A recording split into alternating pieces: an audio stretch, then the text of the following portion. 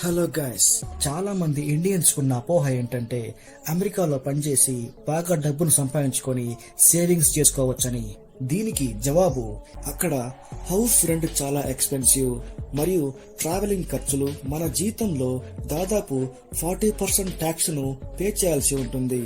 మనం వేసుకునే దుస్తులు, యాక్సెసరీస్ ఇవన్నీ బ్రాండెడ్ కంపెనీ మాత్రమే దొరుకుతాయి. చీప్ రేట్లలో అమ్మే నాన్ బ్రాండెడ్ స్టోర్స్ చాలా తక్కువగా ఉంటాయి. అమెరికాలో ప్రతి ఒక్కరూ చాలా ఆరోగ్యంగా ఉంటారని ఇండియన్స్ కి ఒక అపోహ ఉంది. కానీ అది నిజం కాదు. ఎందుకంటే ఇక్కడ అమ్మే ఆహారం, మాంసం లాంటివి ప్లాస్టిక్ కవర్లలో ప్యాక్ చేసి కూలింగ్ స్టోరేజెస్ లలో ఎక్కువ కాలం నిల్వ ఉంచుతారు. దీని వలన అమెరికాలో చాలా మంది క్యాన్సర్ తో బాధపడుతున్నారు.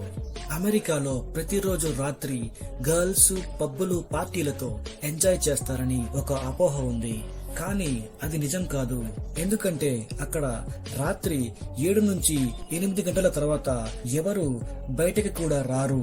ఎందుకంటే రోజంతా ఆఫీస్ లో పనిచేసి బాగా అలసిపోతారు కాబట్టి. వీకెండ్లు కూడా చాలా మంది పార్టీలను చేసుకోవడానికి కూడా ఇష్టపడరు. ఈ వీకెండ్ టైంలో కూడా వారి ఇంటికి సంబంధించిన గ్రోసరీస్ మరియు లాండ్రీ క్లీనింగ్ వంటి వాటితోనే వారి టైం అంతా అయిపోతుంది. అమెరికాలో క్రైమ్ రేట్ చాలా తక్కువ అని చాలా మందికి ఒక అపోహ ఉంది. కానీ అది నిజం కాదు.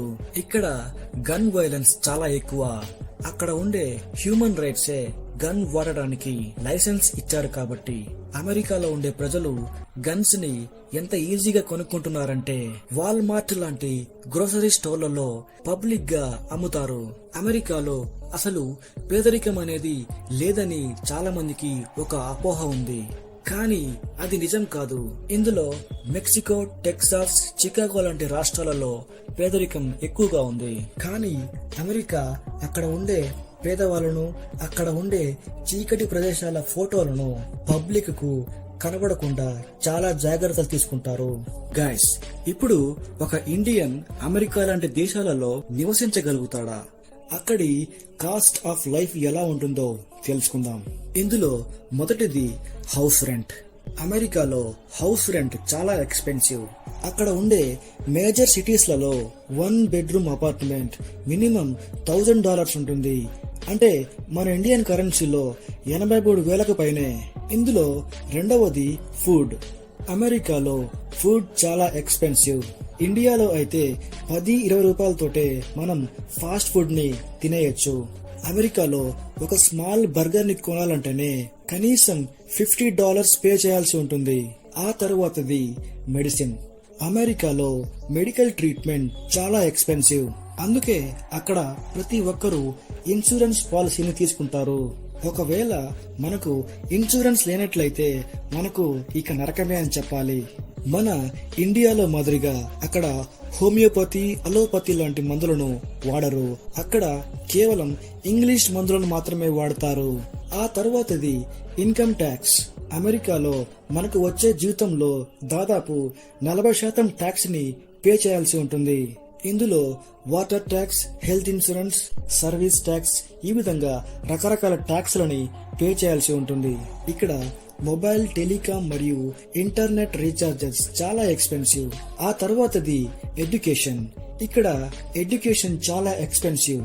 ఎంత ఎక్స్పెన్సివ్ అయినా ప్రైమరీ స్కూల్స్ వరకు ఎడ్యుకేషన్ సిస్టమ్ అంతగా బాగుండదు. కానీ మాస్టర్స్ మరియు MBBS లాంటివి చేయాలనుకుంటే అమెరికాలో చాలా మంచి యూనివర్సిటీలు ఉన్నాయి. ఆ తర్వాతది ట్రాఫిక్ రూల్స్.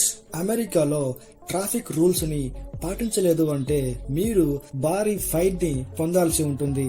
మన ఇండియాలో 500 రూపాయల ఫైన్ కే మనము ఆశ్చర్యపోతాము. అమెరికాలో మినిమం 5,000 నుంచి $10,000 ఫైన్ ని వేస్తారు.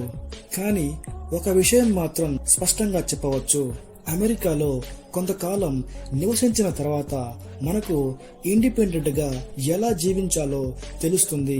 మన ఇంటిని స్వంతంగా మనమే క్లీన్ చేసుకోవడం, మనకు కావలసిన గ్రోసరీస్ మరియు వస్తువులు మనమే వెళ్లి తెచ్చుకోవడం, అలాగే జాబ్ సర్చింగ్, ఇతరులతో ఎలాగా కమ్యూనికేట్ అవ్వాలో, ప్రతి విషయాన్ని ఇండిపెండెంట్ గా ఎలా ఉండాలో నేర్చుకుంటాము.